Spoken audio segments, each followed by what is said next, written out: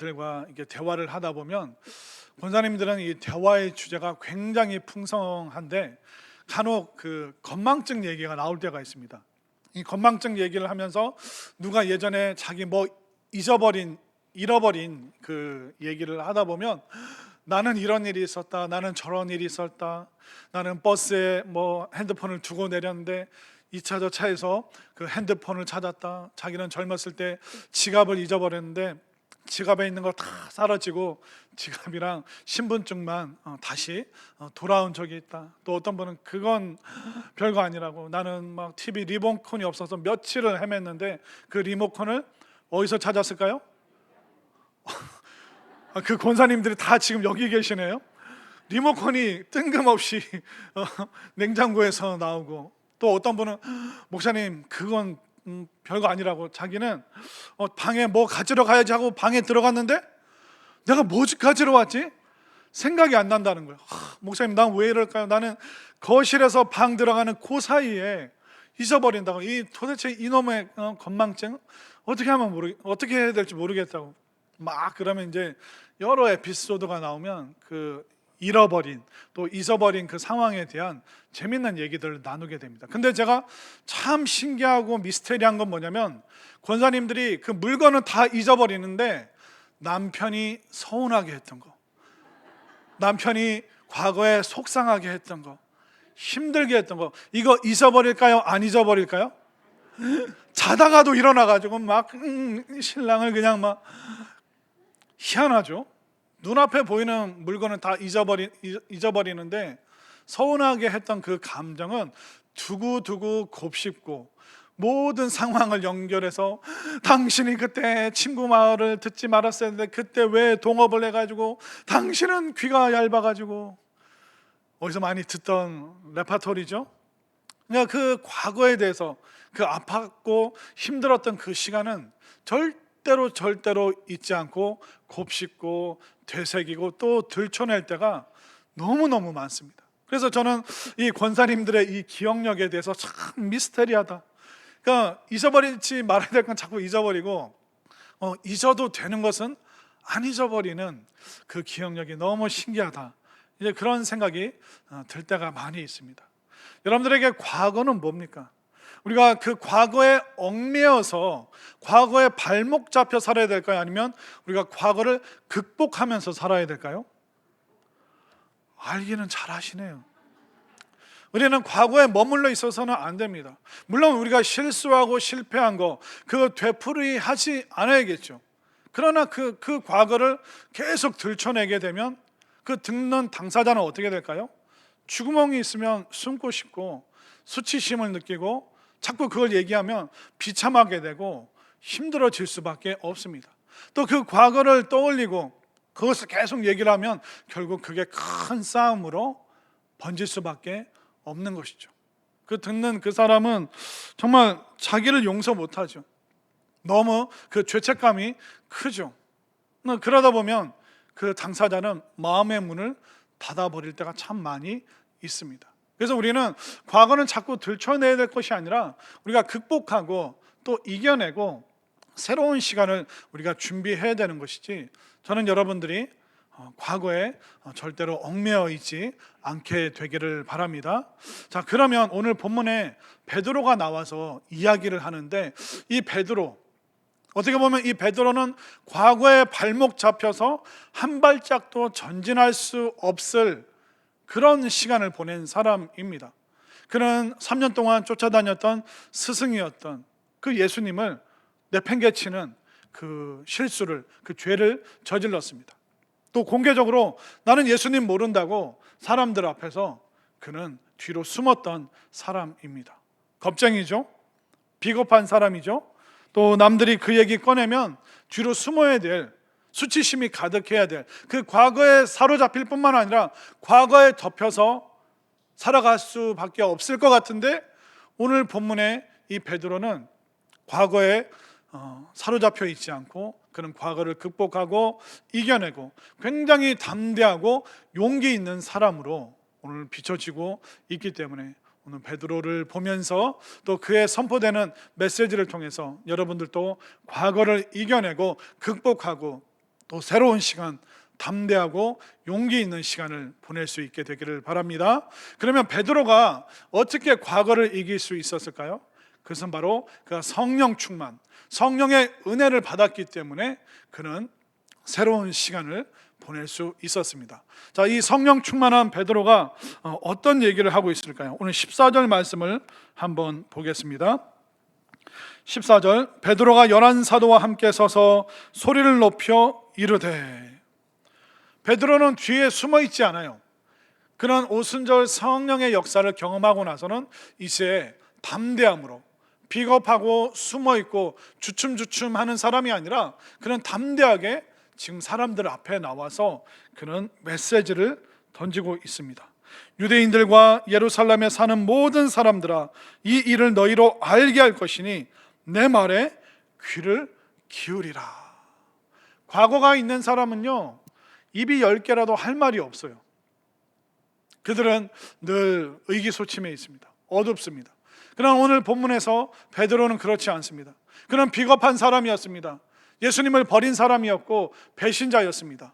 그런 뼈아픈 과거와 실책이 있었음에도 불구하고 그는 성령의 은혜로 용서받고 회개하고 또 성령의 그 역사로 말미암아 담대함과 용기가 생기니까 많은 사람들이요, 아니 이 예루살렘에 있는 모든 사람들이요, 내 말을 들어 보십시오.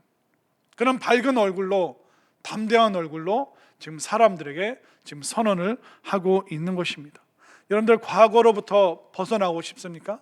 과거를 극복하고 새로운 시간을 살고 싶습니까? 그럼 성령님을 사모하고 성령님을 사랑하고 또 성령님을 갈망할 때 여러분들이 새로운 시대를, 또 새로운 시절을 살아갈 수 있음을 분명히 깨달으시기를 바랍니다. 이렇게 베드로는 성령의 충만함으로 새로운 시간을 살아가고 있죠. 결국 우리가 깨달을 수 있는 건 뭐냐면, 성령을 받아야 변화될 수 있구나. 성령을 받아야 우리가 용기 있는 사람이 있고 용기 있는 사람이 되고 또 담대한 사람이 될 수 있구나. 결국 우리가 성령을 받잖아요. 그럼 세상이 변하는 게 아니에요. 내가 변하는 거예요. 우리가 성령을 받으면 세상이 약해지는 것이 아니라 여러분들이 강해지기 때문에 우리는 새로운 삶을 살 수 있기 때문에 여러분들은 이 성령 충만함을 늘 갈망하시기를 바랍니다.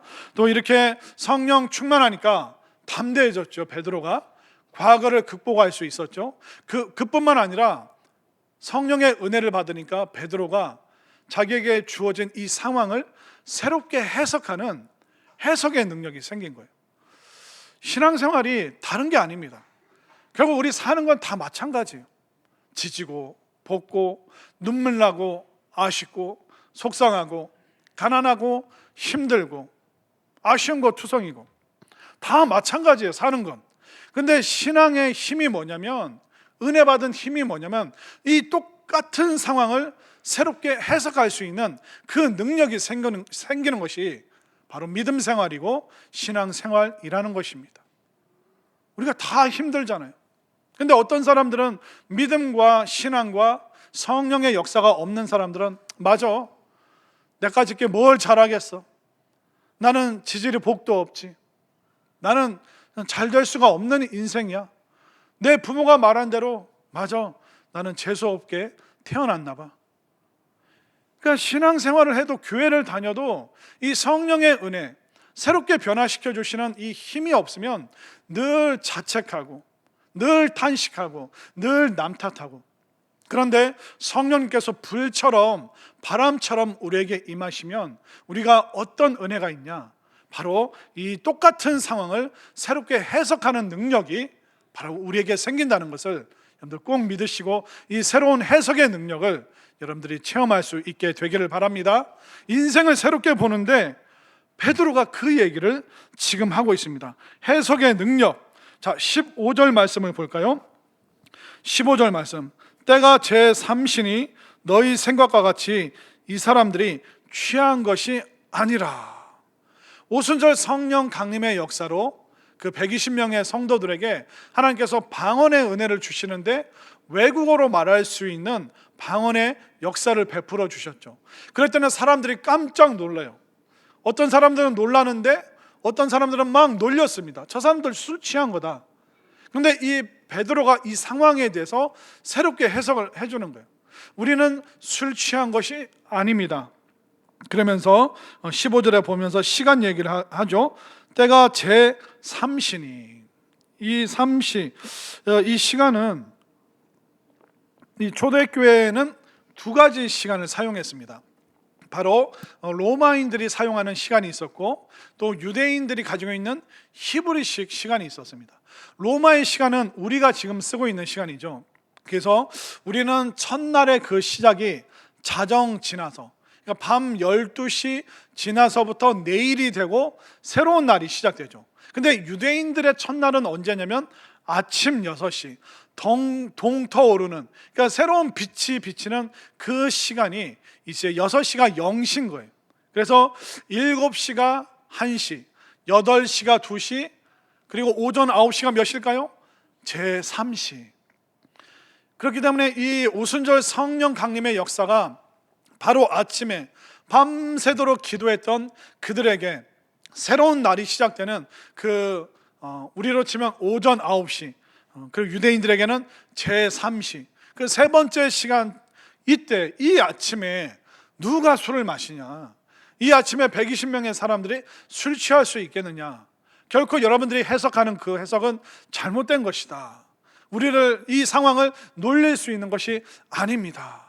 그 이야기를 지금 베드로가 하고 있습니다. 그뿐만 아니라 이 성령의 역사를 뭐라고 해석하고 있습니까? 17절, 하나님이 말씀하시기를 말세 내가 내 영을 모든 육체에 부어주리니. 자, 17절 바로 뒤에 기역자라고 되어 있죠. 그 기역자 찾아서 맨 밑에 가면 요엘 2장 28절 이후라고 얘기를 합니다. 그렇기 때문에 이 오순절 성령 강림의 역사를 이 베드로는 이 구약의 말씀으로 지금 요엘서 말씀으로 해석하고 있는 거예요. 하나님이 말씀하시기를, 그러니까 오순절 성령 강림의 역사는 신비한 일이 아니라 하나님의 그 약속의 말씀이 성취된 사건입니다. 하나님께서 마지막 때에 모든 육체에 하나님의 영을 부어주신다고 약속하신 그 구약의 말씀이 오늘 지금 이루어지고 있는 겁니다. 베드로는 얼버무리는 게 아니에요. 이 놀라운 기적의 역사를 다른 말로 둘러대는 것이 아니라 베드로에게 해석의 능력이 생기니까 이 사건이 바로 구약에 있던 그 말씀이 성취되어지는 사건이구나. 그리고 하나님께서 모든 육체에게 나이를 초월해서, 성별을 초월해서, 신분을 초월해서, 또 모든 상황과 인종과 장애가 있던 없던 이 모든 육체에게 하나님께서 하나님의 영을 부어주신다 약속하셨는데, 이 사건은 바로 하나님의 약속의 성취입니다. 이렇게 지금 베드로가 담대한 마음으로 용기를 내어서 이 새로운 해석의 능력으로 사람들에게 이야기하고 있는 것입니다. 자, 이렇게 성령님께서 우리에게 오시니까 방언을 하게 되죠. 다른 나라 언어로, 외국어로 말을 하게 돼요. 입술이 변화되게 되죠. 그러면서 이 성령의 은혜가 각 세대에게 어떤 현상을, 어떤 은혜를 베풀어 주시는가, 오늘 성경이 자세하게 설명하고 있습니다. 성령 부어 주실 때 일어나는 세 가지 현상. 자, 17절 말씀 다시 한번 다 같이 한 목소리를 읽겠습니다. 시작. 하나님이 말씀하시기를 말세 내가 내 영을 모든 육체에 부어주리니 너희의 자녀들은 예언할 것이요 너희의 젊은이들은 환상을 보고 너희의 늙은이들은 꿈을 꾸리라. 아멘.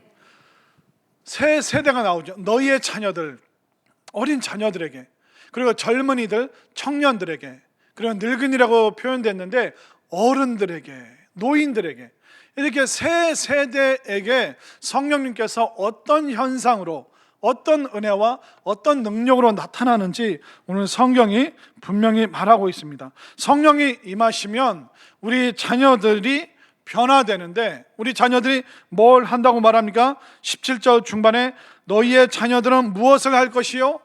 예언할 것이요. 자, 예언은 두 가지죠. 세상에서 일상적으로 말하는 예언은 뭡니까?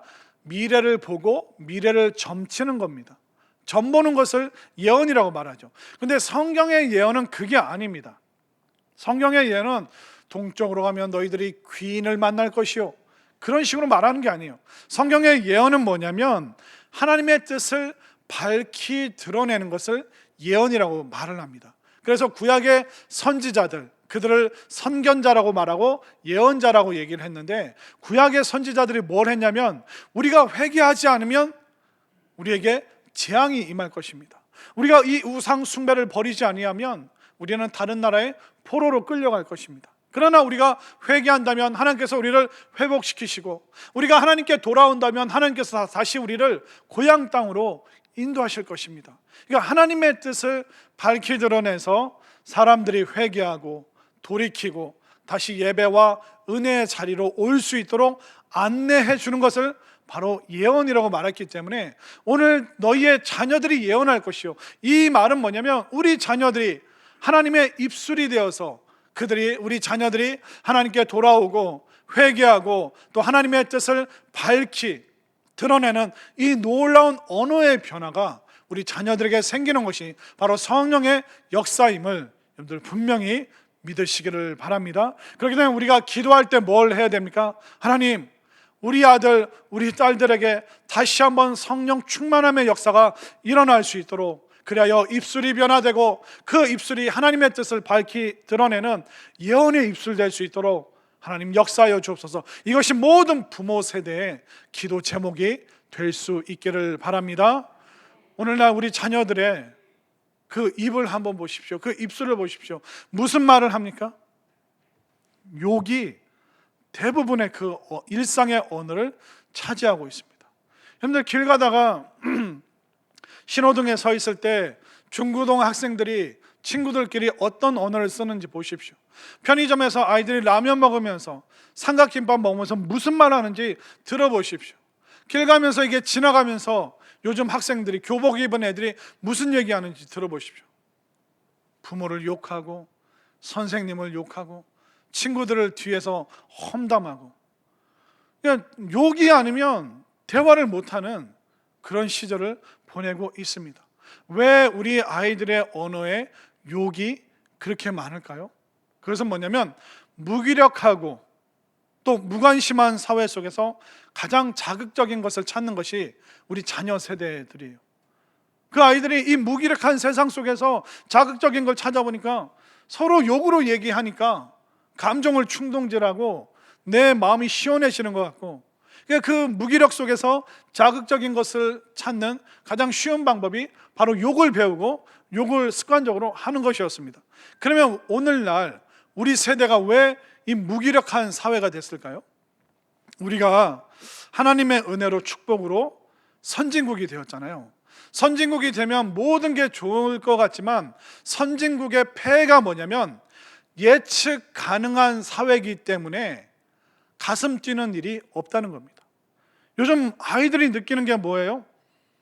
눈 뜨면 학교 가고, 학교 끝나면 학원 가고, 좋은 대학 들어가야지 좋은 직장 잡고, 좋은 직장에 취직해야지 좋은 사람이랑 결혼하고 내 집 마련이라도 할 수 있고, 그러니까 선진국이 되면 이미 예측 가능한 사회가 되어버리기 때문에 아이들이 가슴 뛸 만한 일이 없다는 거예요. 여러분들 부모님들도 다 아이들에게 틀에 딱 맞춰서 그 시간표를 짜서 예측 가능한 걸 다 얘기하잖아요. 그렇기 때문에 선진국이 되면 첫 번째 부모들이 아이들에게 강요하는 게 뭐냐면 예측 가능한 직업을 가지라고 얘기합니다. 도전하지 마, 모험하지 마, 섣불리 뭐 하지 마. 그래서 몇 년 전에 우리 부모님들이 아이들에게 늘 강조했던, 너희들이 이런 직업 가졌으면 좋겠다라는 1위와 2위가 뭔지 아세요? 공무원, 교사입니다. 우리가 그렇게 들었고 그렇게 말했고, 자녀들이 이 가장 첫 번째 그 꿈이 공무원과 교사가 되는 거였습니다. 저는 그 직업 추천하는 게 잘못됐다고 말하는 게 아닙니다. 여기에 공무원분들 또 학교 선생님들 많이 계신데, 여러분들의 직업에 대해서 말하는 것이 아니라 선진국 사회가 되니까 예측 가능한 미래를 살게 되니까 예측 가능한 직업을 얘기하지만, 그런데 교사로 공무원으로 살아가는 게 쉬운가요? 쉽지가 않잖아요. 그렇게 어렵게 공부해서 공무원이 됐는데 젊은 세대들이 그것을 포기하고 그 직장을 뛰쳐나오는 일이 얼마나 많습니까? 왜냐하면 애들에게 너희들이 이렇게 살면 편해, 이게 예측 가능한 사회야, 이렇게 살아. 근데 막상 공무원이 되어보니까 악성 민원, 막 이상한 주민들이 와서 막 항의하고, 업무는 과중하고, 불합리한 상사의 그런 명령들, 또 학교에서 선생님으로 교사로 일하시는 분들은 어떻습니까? 상식 밖의 일들이, 그러다 보니까 그 학폭이라고 그러나요? 학교 폭력, 그 위원회가 소집이 되고, 옛날에는 혼내고 따끔하게 야단치면 됐던 문제였는데 점점 문제가 복잡해집니다. 사과를 해야 되는데 비상식적인 그 부모들이 와서 난리치는 그런 일을 마주하게 되고. 왜? 그거는 예측하지 못했거든요. 그러니까 못하겠다, 싫다. 그래서 그 어렵게 공부해놓고 그것을 포기해버리는 거죠. 선진국이 되면 참 좋아요. 하나님의 은혜와 축복으로 여기까지 왔는데 여러분들이 여러분들의 자녀를 예측해서 이렇게 살아가게 가도록 내가 만들겠다, 그렇게 만들어주겠다 하지만 우리 아이들의 그 인생 앞에는 예측할 수 없는 일들이 뭐 산적해 있는 거죠. 수많은 장애물이 있고 아이들이 건널 수 없는 강. 그럼 그때마다 우리가 다 건네줘야 되나요? 업어서 다 해줘야 되나요? 평생 그걸 해야 될까요? 그렇기 때문에 우리가 우리 자녀들 더 무기력하게, 무관심하게, 무책임한 부모 탓하고 세상 탓하고 정부 탓하는, 그러니까 그 입에서 욕이, 남을 향한 그 욕이 끊임없이 재생산되는 그 자녀를 만든 그 폐단이 누구에게있습니까? 바로 어른 세대에게 있다는 거예요.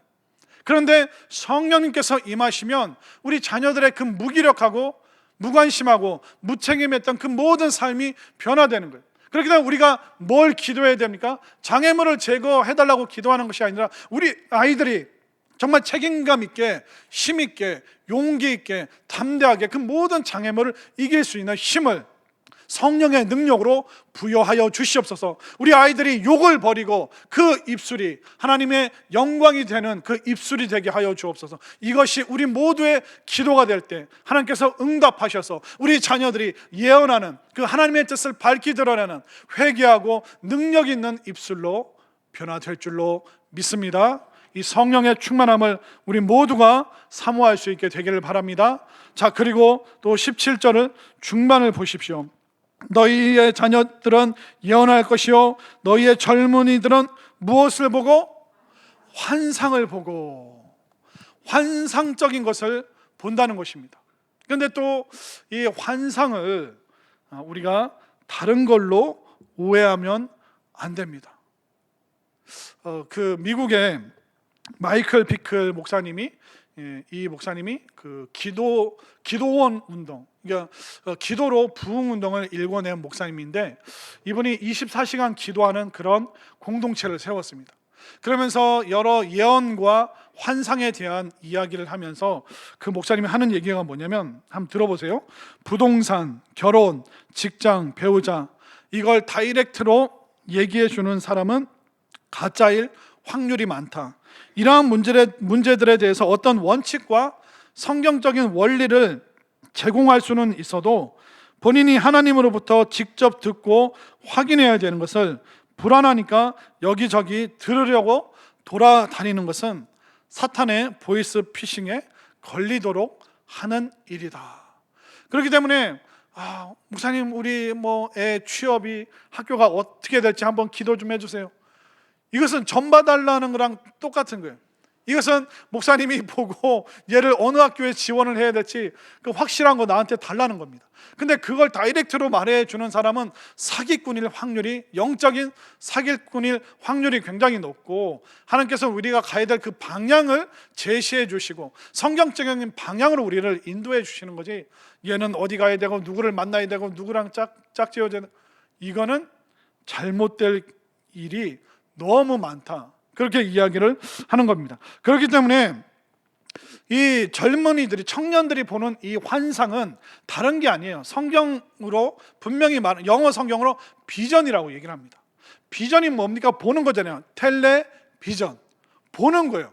뭘 보냐면 내 욕심을 보고 내 욕망을 보는 것이 아니라 하나님께서 원하시는 하나님의 그 꿈을 보는 것을 바로 비전이라고 얘기하는데, 청년들이 내가 뭘 하면 이걸 가질 수 있고, 내가 이걸 내 욕망하는 것을 내가 얻어낼 수 있고, 이걸 환상이라고 말하는 것이 아니라 하나님의 그 비전이, 바로 영혼 구원의 비전이, 정말 하나님의 그 사랑의 비전, 사람들이 회복되는, 위로받는 이 놀라운 비전을 우리 청년들이 마음에 소유하게 되고, 우리 젊은 청년들이 다른 꿈 꾸는 것이 아니라 하나님의 비전을 품어서 정말 온 세상 땅끝까지 이 영혼 구원을 위해서, 또 사람들을 사랑하고 위로하고 격려하는 일에 내가 쓰임 받기를 원합니다. 이 결단이 넘치는 것이 바로 환상이고 비전이기 때문에 우리 청년들의 마음 가운데 이 비전이 가득가득 찰 수 있도록 여러분들 꼭 기도해 주시기를 바랍니다. 요즘 청년들은요, 비전을 잃어버렸어요. 비전을 잃어버린 그 마음에 뭐가 들어왔냐면 허영심이 들어왔어요. 그러니까 하나님의 환상이 가득 차야 되는데 허영심만 가득해요.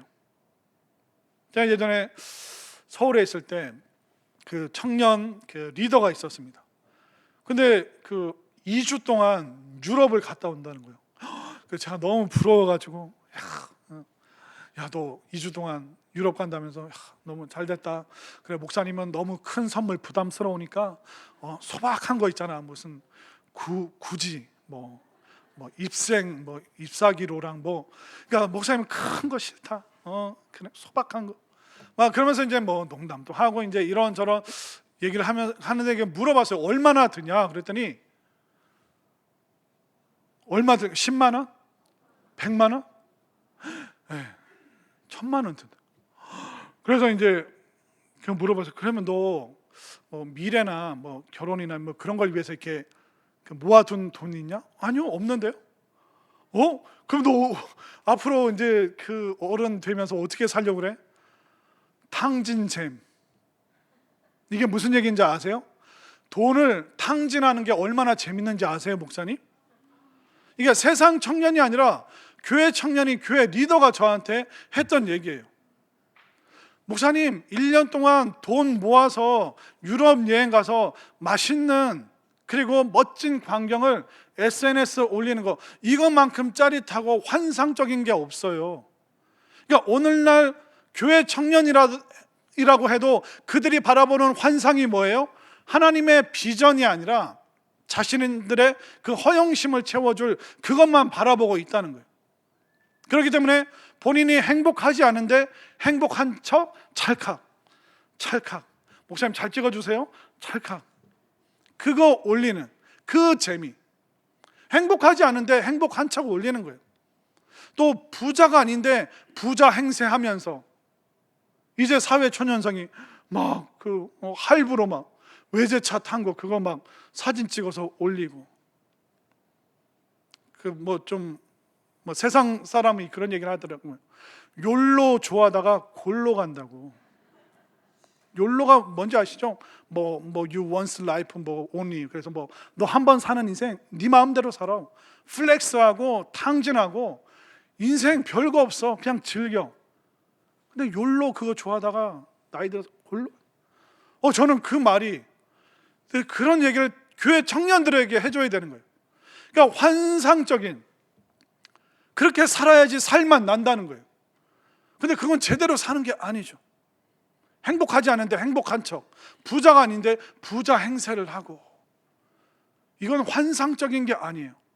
허영심이 가득한 거죠.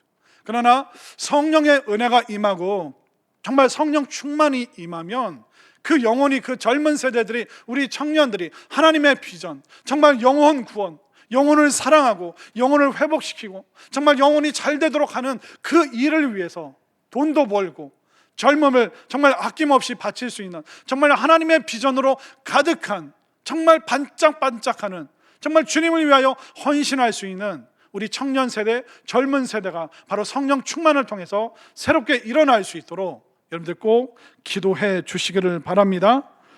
1900년도에 미국에 어마어마한 부흥 운동이 있었습니다.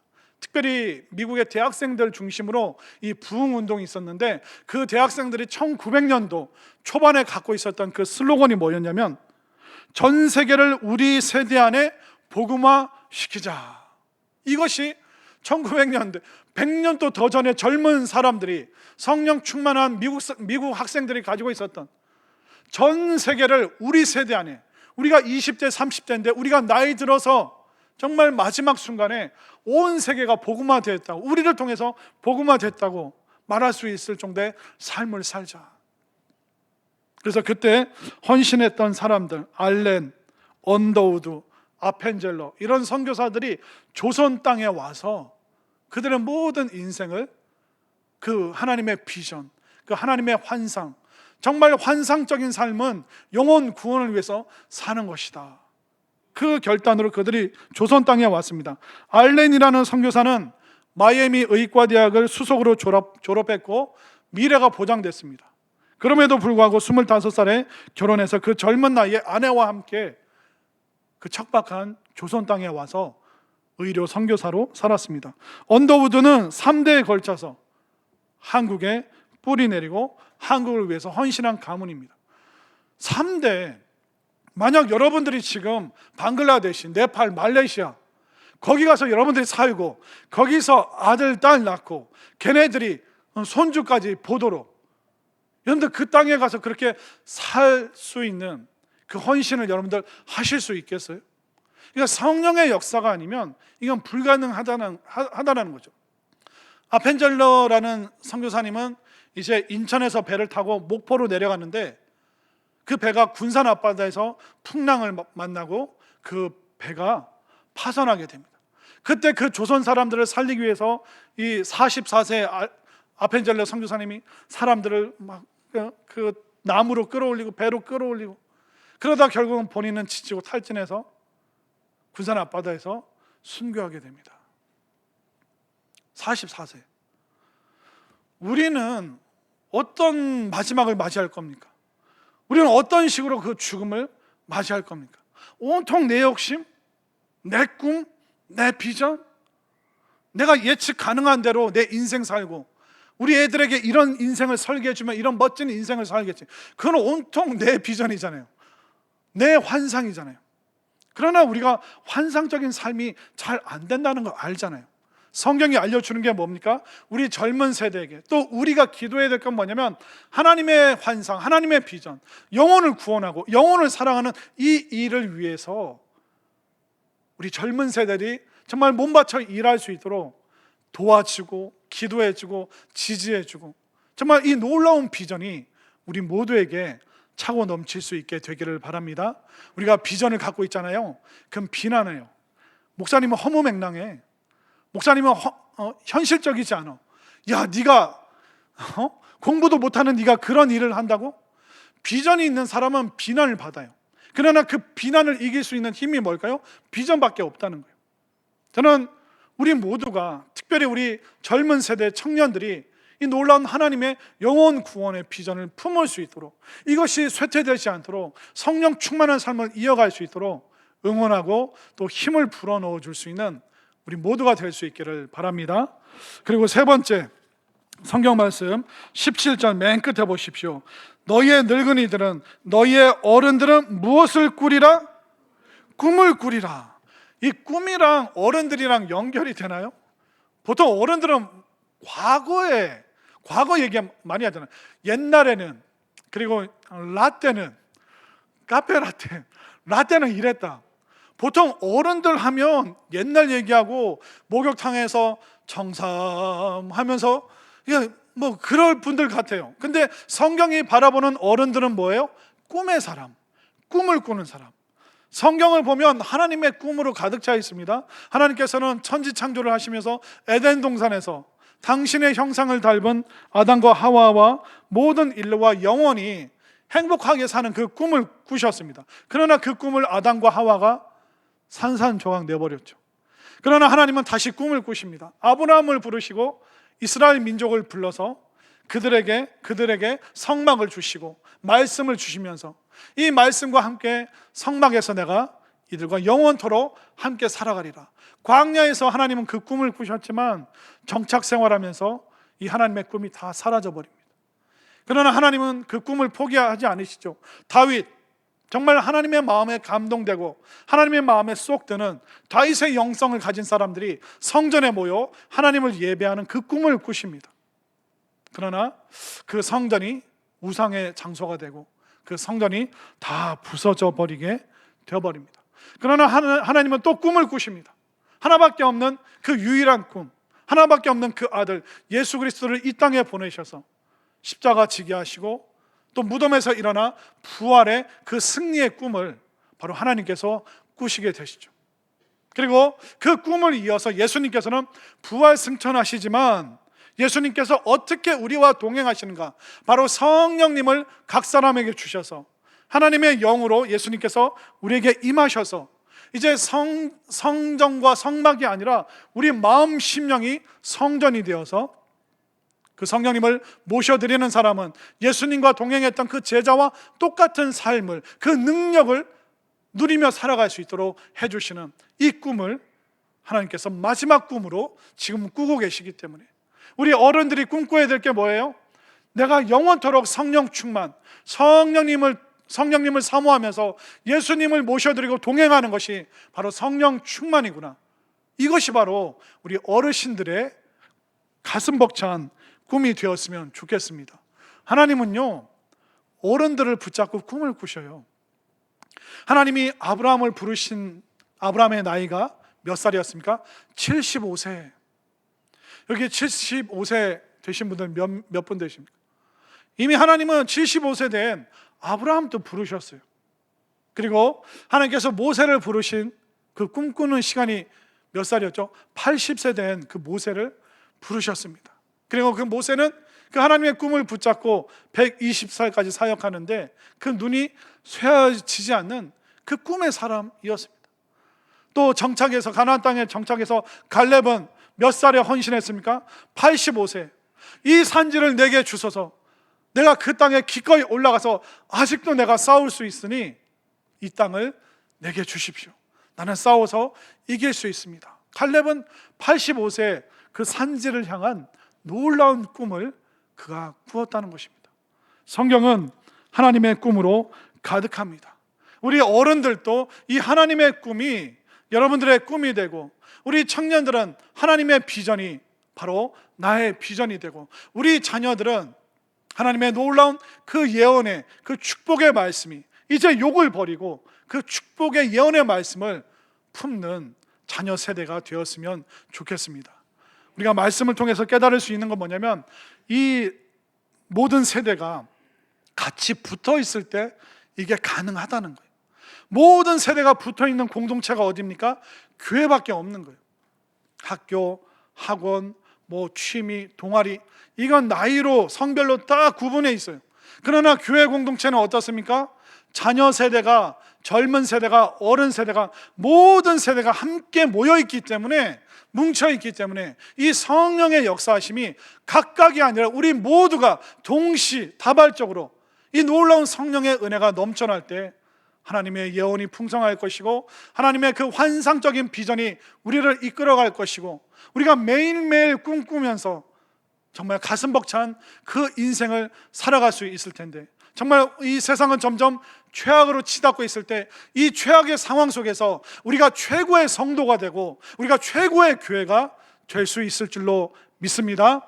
그렇기 때문에 우리가 이 가슴 벅찬 꿈과 비전 가지고 정말 아시아와 전 세계로 힘있게 나갈 수 있는 최고의 성도, 최고의 교회가, 최고의 세대가 되어 주시기를 간절히 소망합니다.